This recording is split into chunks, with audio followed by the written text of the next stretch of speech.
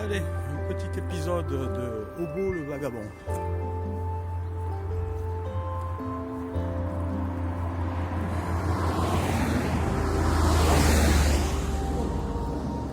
Là, on va dire que je vais chercher ma pitance. Je vais chercher ma pitance au bord des routes.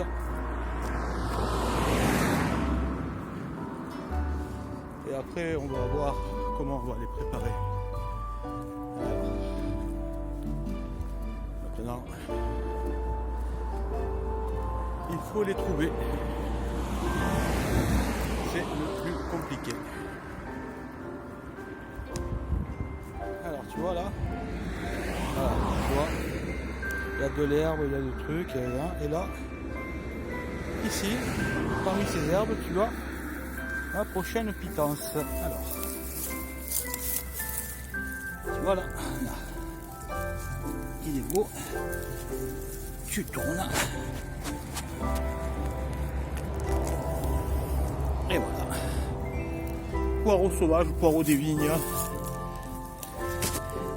Notre.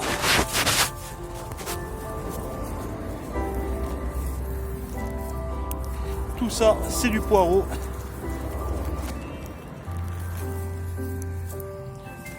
Tout ça, c'est du poireau. Alors, à côté, évidemment, ça n'est pas. Ça n'est pas, ça c'en est. Ouais. Tu tournes et ça vient tout seul. Tu tournes et ça vient tout seul.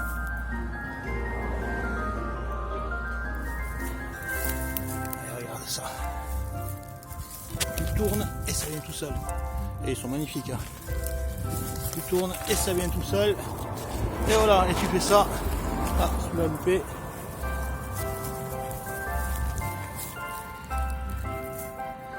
Tu tournes et ça vient tout seul. Celui-là. Tu vois, le gros. Tu tournes. Et voilà. Magnifique.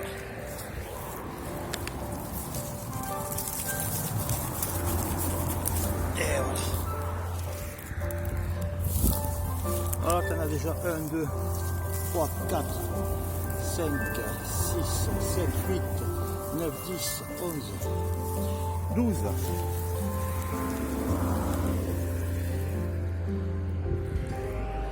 Une cueillette en 2 minutes. Voilà, t'as vu, c'est pas compliqué. Donc là, je vais rentrer tranquille à la maison et je vais te montrer comment on les prépare. Chose importante que j'ai oublié de te dire, tu enlèves les racines avec les petites boules parce que c'est des poireaux permanence. Ils repoussent systématiquement. Donc tu les retires, tu les remets dans la terre pour être sûr que l'année prochaine, t'en es encore. Voilà. Et alors, on coupe, on enlève le truc, on coupe le bout et on les nettoie. Donc là, je vous rentre, voilà. Hop.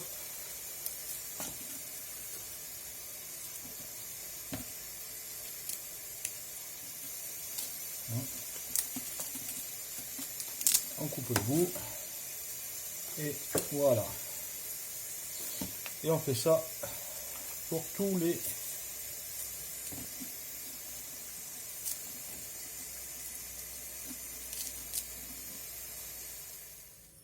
Bon, maintenant qu'ils sont lavés,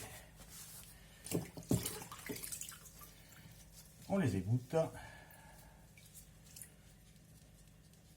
Alors, deux façons, soit un départ eau chaude, soit un départ eau froide. Moi, je préfère des poires eau froide parce que vous pouvez récupérer l'eau et faire un bouillon avec. Le poireau va diffuser toutes ses saveurs dans le bouillon. Si vous voulez un poireau bien vert, vous faites départ eau chaude. Allez. Un peu de sel. Voilà. Et on met tout ça à cuire.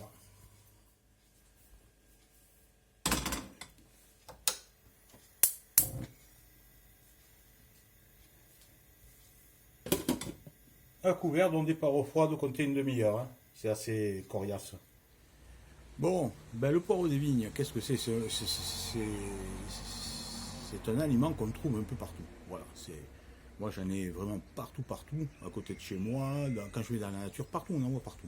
C'est au bord des routes, c'est dans les vignes, voilà. Personne ne le ramasse, très peu de gens le ramassent. C'est très bon, c'est très goûtu, hein, ça ressemble, c'est entre l'oignon, le poireau, ça a une forme d'ail, c'est assez. D'ailleurs, souvent il était confondu avec l'ail des ours, qui n'a rien à voir, pourtant l'ail des ours c'est juste une plante. Là, c'est vraiment, il a la forme d'ail, on croyait que c'est de l'ail sauvage, non pas du tout, c'est le poireau sauvage. Permanent, parce que justement, ces petites boules, c'est des petits poireaux, hein, qui sont en train de pousser, qui font des racines. Donc ça, vous les laissez, quand vous les déterrez, vous avez vu, je tourne, ça vient tout seul.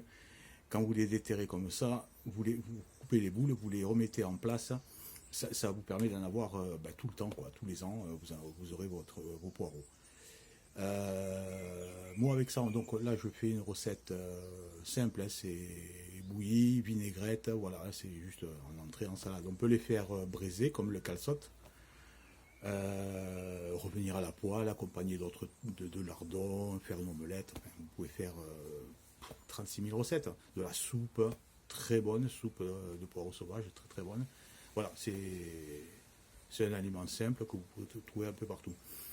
C'est un aliment qui surtout peut être pratique quand vous êtes en randonnée, hein, que vous voulez éviter un peu la ville et toutes ces conneries, voilà, vous partez 4-5 jours, vous êtes pratique. Alors, hors saison, non, vous n'en trouverez pas, mais sur cette période-là, jusqu'à mars, avril, on en trouve facilement.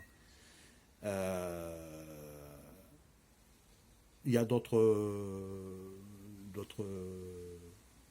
produits de ce style que l'on peut trouver aussi. C'est tout ce qui est pissenlit évidemment, roquettes. Ici il y a beaucoup de roquettes. Après il y a les champignons, etc. Mais on peut faire de très bonnes découvertes et de bons petits plats, des salades, roquettes et pissenlit, salade. Hein. Éviter les champignons par des rosés des prés, ça se mange pas cru. Hein. Des poêlés avec justement les poireaux des vignes, les champignons. Le poireau des vignes remplace l'oignon, c'est très bien. Si vous chassez un petit peu, un petit gibier, je sais pas moi, un pigeon, tout ce que vous voulez, vous pouvez faire un petit ragoût. Voilà, c'est des trucs bêtes, mais que personne ne pense. Parce que évidemment maintenant on a tout au supermarché, on a tout partout, on paye ça une fortune. Hein. La dernière fois je suis allé, les poireaux, je crois que ça coûte dans les 4,99 le kilo, quoi. Là ça m'a pris 2 minutes, j'en ai ramené peut-être 800, non pas un kilo, ils y sont pas, mais j'en ai pour 700-800 grammes à tout péter. Voilà quoi, ça m'a pris 2 minutes. Hein. Voilà. Bon, on retourne voir un petit peu où en sont nos poireaux des vignes. Alors, bon.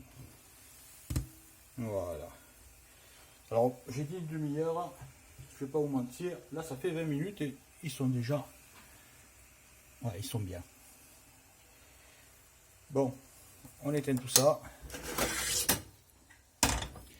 Et on va les égoutter.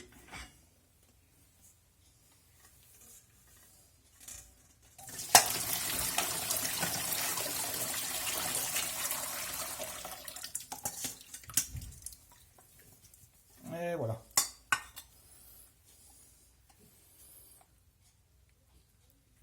Des poireaux vapeur. Alors, quand vous voulez les avoir bien verts, on les refroidit de suite. Voilà, vous avez vos poireaux qui sont prêts à être dégustés en vinaigrette. Et voilà donc la recette des poireaux des vignes ou poireaux sauvages ou poireaux permanents comme vous voulez. Vous avez vu, c'est très simple. Maintenant, on va passer à la dégustation.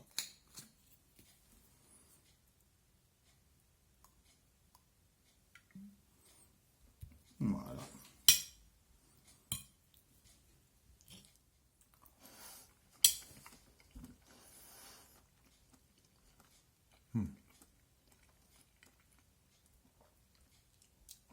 Alors c'est beaucoup plus doux que le poireau.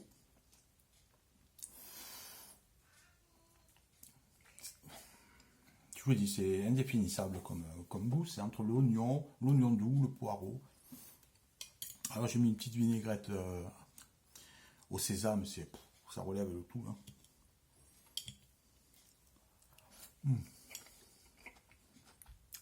Ouais.